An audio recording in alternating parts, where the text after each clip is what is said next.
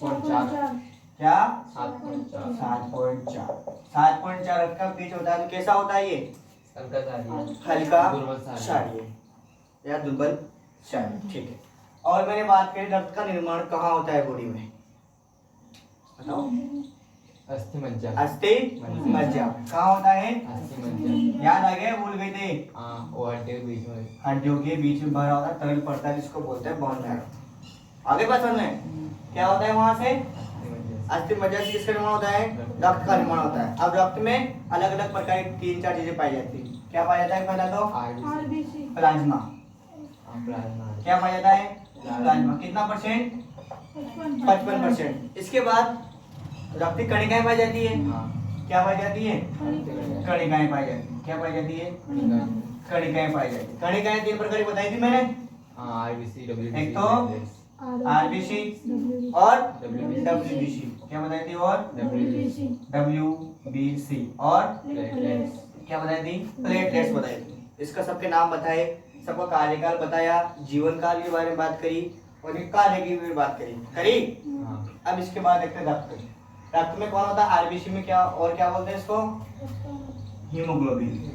Haemoglobin आपका RBC होता है। क्या होता है, आरबीसी में हीमोग्लोबिन। हीमोग्लोबिन में सर्वाधिक बंधुता वाली गैस कौन सी है, कार्बन मोनोऑक्साइड। और हीमोग्लोबिन क्या काम करता है, ऑक्सीजन के परिवहन का काम कर रहा है, ऑक्सीजन को उठा के ले जाने का काम करता है।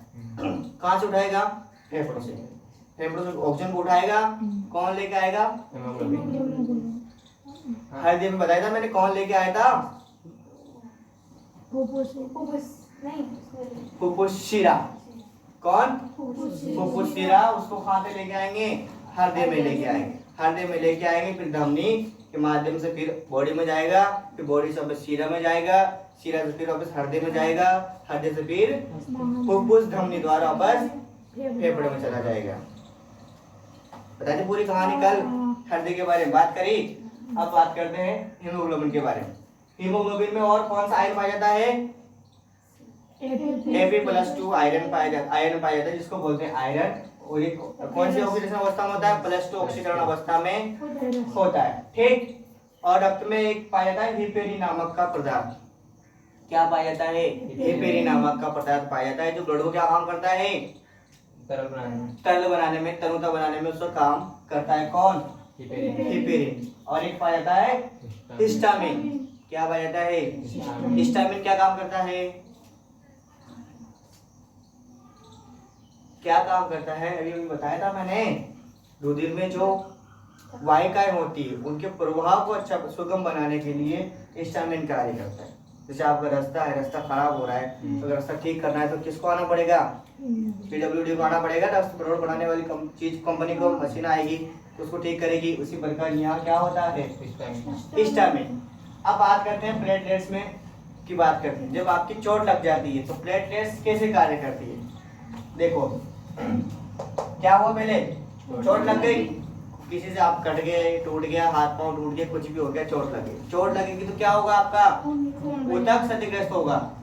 ऊतक होते हैं छोटे छोटे, ऊतक क्या होंगे, क्षतिग्रस्त। चोट लगी, ऊतक क्या हो गए, क्षतिग्रस्त हो गए। ऊतक क्षतिग्रस्त होने के पश्चात क्या होगा, रुधिर बहने लग जाएगा। क्या होगा, रुधिर बहने लग जाएगा। रुधिर बहेगा तो क्या होगा, जो आपके प्लेटलेट्स होगी वो उनका विखंडन, विभाजन होना शुरू हो जाएगा। उनका विखंडन हो जाएगा। विखंडन मतलब उनका विभाजन होना शुरू हो जाएगा। शुरू कैसे होगा, जब आपके ब्लड बाहर निकला तो बाहर क्या है, वायु है। वायु होगा तो उसके संपर्क में आएगा तो क्या होगा, इसका विखंडन हो जाएगा। विखंडन होगा तो यहाँ पर एक कारक होता है, इसको बोलते हैं क्लोटिंग कारक। क्या, क्लोटिंग कारक होता है, इसमें होता है थ्रोम्बोप्लास्टिन। क्लोटिंग कारक होता है, उसको क्या बोलते हैं, इसको थ्रोम्बोप्लास्टिन। जो क्या होगा, मुक्त हो जाएगा। कब होगा मुक्त, जब प्लेटलेट्स का विखंडन होगा, क्लोटिंग कारक थ्रोम्बोप्लास्टिन मुक्त हो जाएगा। क्या हो जाएगा, मुक्त होगा। तो यहाँ पर एक प्रोथ्रोम्बिन एंजाइम होता है। क्या होता है, प्रोथ्रोम्बिन एंजाइम होता है, जो निष्क्रिय पड़ा रहता है। क्या होता है, निष्क्रिय पड़ा रहता है। कौन सा एंजाइम, प्रोथ्रोम्बिन एंजाइम निष्क्रिय पड़ जाता है। जब यहाँ आपका थ्रोम्बोप्लास्टिन एंजाइम मुक्त होता है तो वो इसके पास आता है, बोलता है कि चोट लगी, चलो कार्य करते हैं अपना, क्या करते हैं, वो आता है फिर इसको क्या करता है, वो सक्रिय करता है, क्या करता है, जैसे आपको एग्जाम आते उठाना पड़ता है ना, तो उठो सुबह होगी एग्जाम देने जाना है, रोज रोज ऐसे उठाते हैं आपको, उठाते नहीं उठाते, नहीं उठाते, ऐसे उठाते हैं कि एग्जाम पेपर स्कूल जाना है, उठ जाओ, बोर हो गई, सुबह हो गया, जोड़ी को उठा दे, उठाओ। तो वही काम कौन कर रहा है, थ्रोम्बोप्लास्टिन कार्य कर रहा है। थ्रोम्बोप्लास्टिन सक्रिय करते क्या निकल जाएगा यहाँ से, थ्रोम्बिन एंजाइम। कौन सा एंजाइम रिलीज होगा, थ्रोम्बिन एंजाइम रिलीज होगा। कौन सा, thrombin enzyme. Thrombin enzyme release होगा तो यहाँ पर कौन पड़ा है, कौन सा प्रोटीन, फाइब्रोनोजन प्रोटीन होता है। कौन सा protein, fibrinogen protein thrombin enzyme से क्रिया करके, और क्या होता है साथ में, कैल्शियम +2 आयन होता है, जिसको बोलते हैं खनिज लवण। क्या बोलते हैं इसको, खनिज लवण है ये। कौन सा लवण, खनिज लवण है।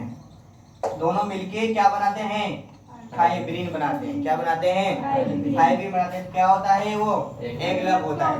फाइब्रिन क्या होता है, एकलक होता है। ये बहुत सारी क्रिया मिलेगी, बहुत सारे एकलक मिलेंगे, एकलक मिलते क्या बना लेंगे, बहुलक बना लेंगे। जब बहुलक बनेगा तो क्या बन जाएगा आपका थक्का बन जाएगा। थक जैसे कि कोई, जैसे ये चेन है, इस प्रकार से आपकी ब्लड के ऊपर इस प्रकार की चेन बन जाएगी।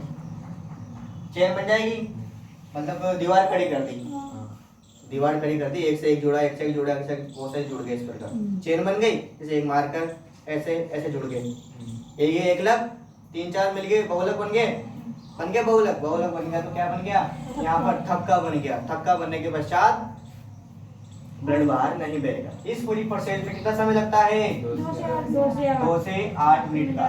कितना, 2 से 8 मिनट का पूरा समय लगता है। और इसका भी क्या काम है देखो, और आगे क्लोटिंग कारक है। क्लोटिंग कारक कब मुक्त होगा, जब आपकी बॉडी में विटामिन के होगा। क्या होगा, अगर विटामिन के नहीं होगा तो क्लोटिंग कारक मुक्त नहीं होगा। क्लोटिंग कारक मुक्त नहीं होगा तो थ्रोम्बोप्लास्टिन मुक्त नहीं होगा। मुक्त नहीं होगा तो ये आगे क्रिया होगी ही नहीं पहले बात। आई बात समझ में, क्या जरूरी है, पहले विटामिन के जरूरी है। क्या, विटामिन के होगा तो, अगर ये नहीं होगा तो इसका आगे निर्माण नहीं होगा।